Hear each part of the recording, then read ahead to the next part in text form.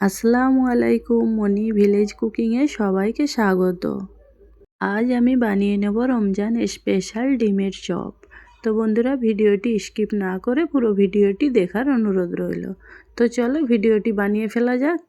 আমি 4টে ডিম নিয়ে নিয়েছি আর 4টে আলু নিয়ে নিয়েছি। আলুগুলো আমি সেদ্ধ করার জন্য প্রেসার কুকারের মধ্যে দিয়ে দিলাম। আলু আর ডিমগুলো আমার সব দেওয়া হয়ে গেছে। এরপর আমি জল দিয়ে দিলাম। প্রেসার কুকারটা বন্ধ করে দিলাম।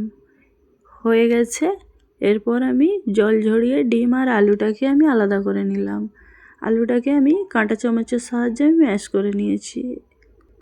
ডিমটাকে ছাড়িয়ে আমি দুভাগে ভাগ করে নিয়েছি। অল্প একটু বিট লবণ আর গোলমরিচ গুঁড়ো দিয়ে দিলাম। গ্যাসের মধ্যে একটা প্যান বসিয়ে নিয়েছি, সরষের তেল দিয়ে দিলাম।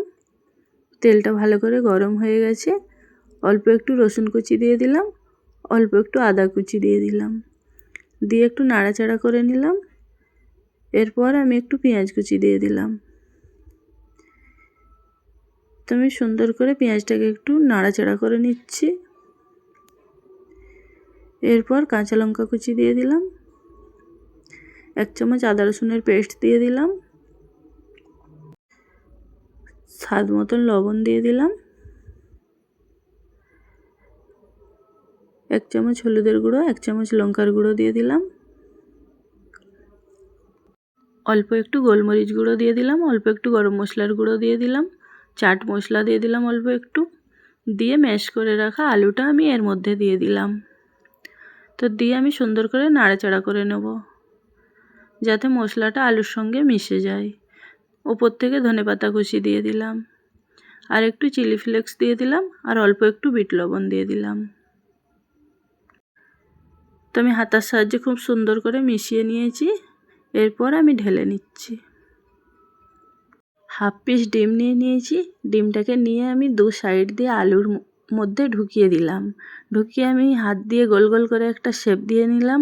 তো ঠিক আমার দেখতে বলের মতন হয়ে গেল বা ডিমের মতন হয়ে গেল। তো সব ডিমগুলো আমি বানিয়ে ফেললাম গোল গোল বলের মতন।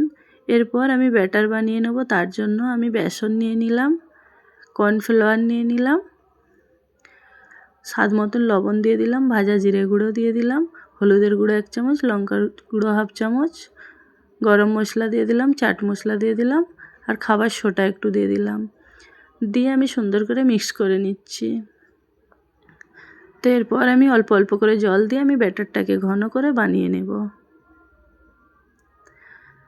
তো ব্যাটারটার ঘনত্ব ঠিক এই রকম থাকবে।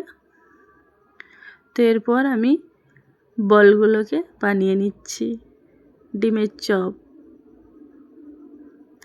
তো আমি হাত দিয়ে সুন্দর করে তেলের মধ্যে ছেড়ে দিলাম।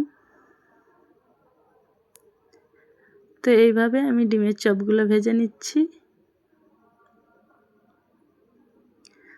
তো বন্ধুরা, দেখতে দেখতে ভিডিওতে একটা লাইক করে দিন। তো ডিমের চপগুলো আমার উল্টে পাল্টে ভেজে নেওয়া হয়ে গেল। এরপর আমি উঠিয়ে নিচ্ছি।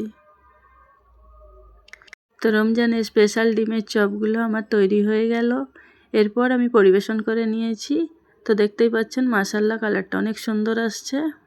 তো বন্ধুরা, আমার ভিডিওটি যদি ভালো লেগে থাকে অবশ্যই আমার চ্যানেলটিকে সাবস্ক্রাইব করে দিবেন। ফেসবুক পেজ থেকে দেখে থাকলে পেজটিকে ফলো করে দিবেন। এতক্ষণ আমার ভিডিওর সঙ্গে থাকার জন্য সুন্দর একটি কমেন্টস করবেন, যাতে আপনাদের কমেন্টস দেখলে আমাকে অনেকটা ভালো লাগে। আজকের মতো সুস্থ থাকুন, ভালো থাকুন। বাই বাই, আল্লাহ হাফেজ।